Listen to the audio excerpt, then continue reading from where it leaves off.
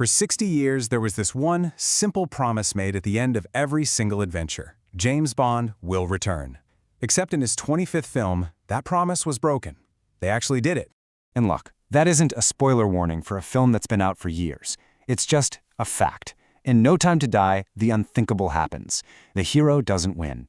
For the first time in cinematic history, the credits roll and James Bond is gone, for good.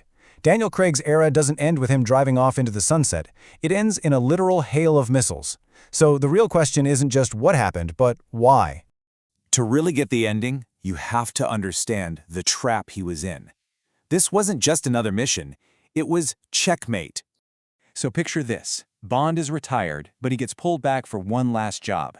Only this time, the weapon isn't a bomb, it's biological. It's a nanovirus that can be coded to a specific person's DNA. And the villain's final move is to infect Bond himself with a virus programmed to kill the only family he's ever had if he ever gets near them again. So when those missiles are inbound and he's trapped on that island, for the first time ever, James Bond has no way out. For a lot of people, this was nothing short of genius. The defenders of this ending argue it was the boldest and maybe even the best creative decision in the franchise's entire history. This quote really gets to the heart of their argument. For the first time, Bond's actions had permanent, irreversible consequences. The story couldn't just hit a reset button for the next film. The stakes were real. And the crucial point here is that Daniel Craig's Bond was different from the very beginning. Casino Royale wasn't just another mission, it was his origin. We saw his first kill, his first love, his first major heartbreak. So people who loved this ending say it gave that specific character a real conclusion. His journey from a blunt instrument to a man willing to sacrifice everything was complete. The story didn't reset, it finished. It was finite, bold, and for them, it was perfect. But for every person who loved it, there's a critic who sees this as a fundamental betrayal of everything James Bond is supposed to represent. And this is the core of their attack. You don't take a cultural icon who has survived everything for 6 decades and just give him a mortal ending. The argument is that some things are bigger than any single actor's story arc. Now, this brings up a really interesting idea: the concept of myth. Critics argue James Bond isn't just a character, he's a modern myth. He's the unkillable, unflappable agent who always finds a way.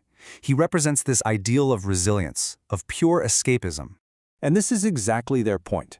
By killing him, even if it's just Daniel Craig's version, you break the myth. You tell the audience that the hero can fall, that he can be permanently defeated. For critics, this damages the core fantasy of James Bond and fundamentally changes the DNA of the franchise itself. So this brings us right to the fundamental conflict at the heart of this entire debate. What is James Bond supposed to be?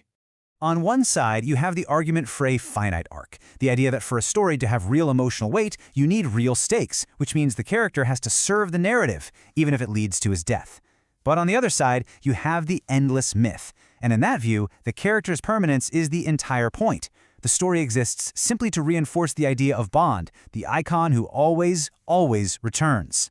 Was giving James Bond a definitive, emotional ending the ultimate evolution of the character, proving he could be more than just a caricature, or was it a critical misstep that broke the single most important promise of the entire franchise?